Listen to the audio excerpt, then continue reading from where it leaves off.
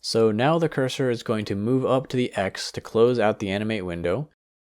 So that means we're going to need to do some more interface screen capping. First, we need the hover state for the X button, so I'll hit print screen to screen cap that. Then I'll paste it in the scene, find it in the library, set its properties, make it into a symbol, go inside and cut off the pieces we don't need. And next, I notice in our animation the cursor goes over top of the minimize and maximize buttons on its way to the X. So we need to see the hover states for each of those as it passes over. So I'm going to need to capture each of these buttons' hover states. I'll repeat the process for the minimize button and the maximize button.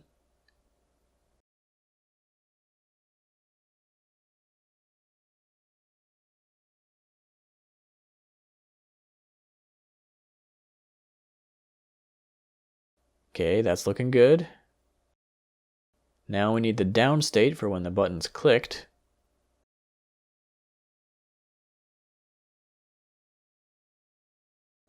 And that's in. Now when it clicks the X, everything in the animation should freeze, so the Save Document dialog box can come up. I think it would be a good final gag if the stick figure noticed the cursor going for the X and froze in a really freaked out pose. So I'm going to change the last pose we have here to him looking up at the corner. And then here he realizes what's going on and starts to freak out. Then this is the pose it will actually freeze on. Now we just need to add the appropriate in-betweens.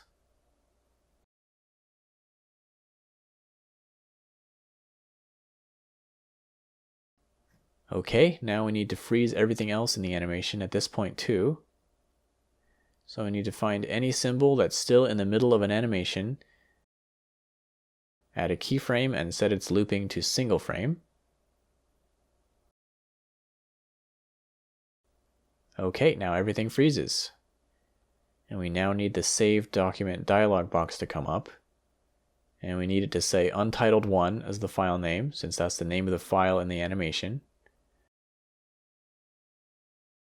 So I'll just make a new empty document, make some random changes, and go to close the window.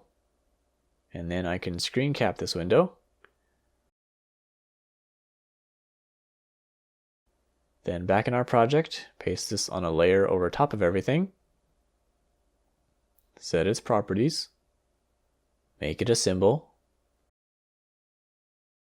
Set its type to movie clip so that we can add a shadow in a second. Then let's go inside and trim away the edges we don't need. Now let's add that drop shadow. We want it big and soft.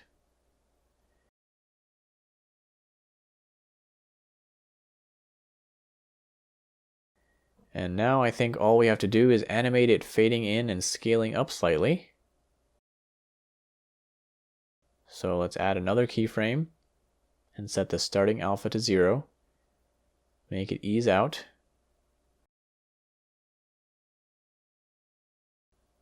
Oh, and scale it down slightly.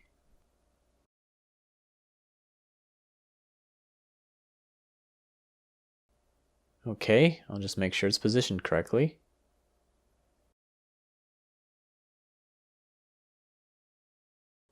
Okay, now we want it to click on No.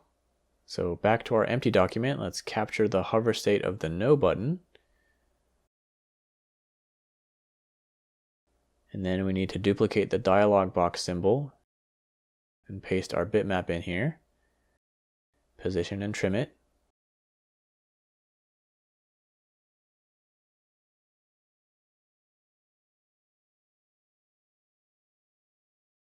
But actually we don't want it in a hover state yet, so I'll switch the symbol back to the previous version.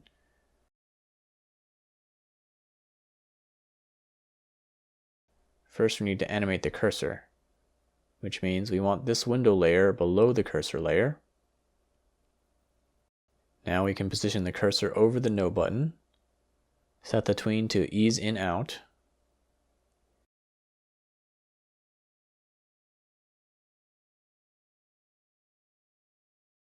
Then we can switch the save box symbol to the version with the hover state.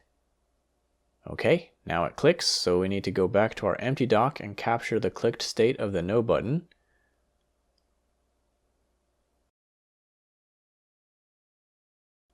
Oh, but actually I don't think the yes button should be blue if no gets clicked. So let's make a new throwaway document.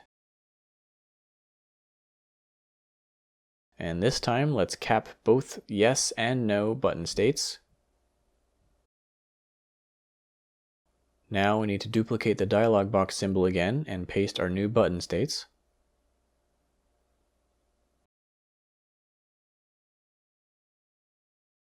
Okay, so that would close the interface, which means the animation is over and we need a screen to end on. I'll fill it with black and let's just have it say the end.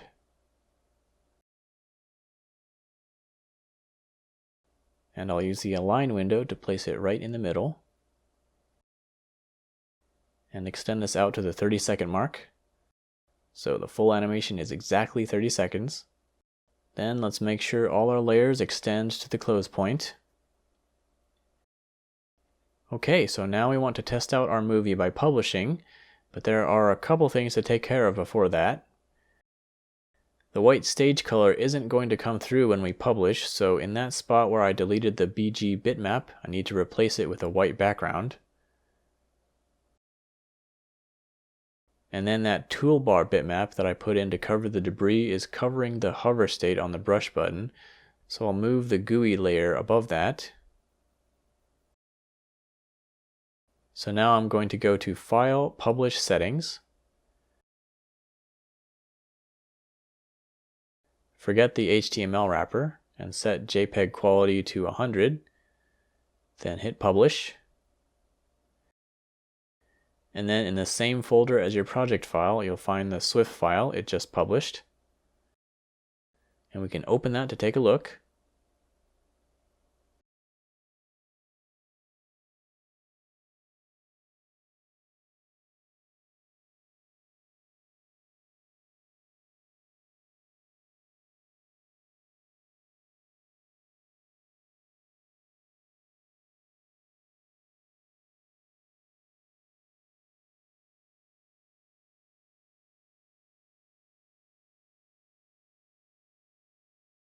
Great! That's the animation all finished. Next, I'm going to show you a cool method of adding camera shake for explosions and impacts. We'll do that in the next video.